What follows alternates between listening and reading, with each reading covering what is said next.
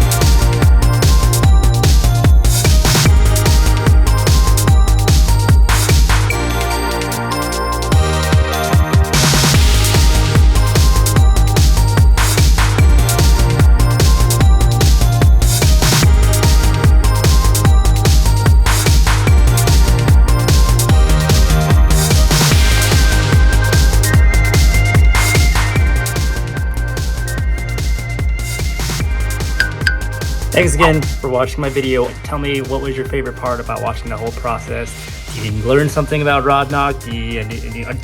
Are you motivated to want to go change your oil now? Please let me know. Also, go ahead and hit the subscribe button. Helps me out as a content creator. Thanks so much. I'll see you guys in the next video.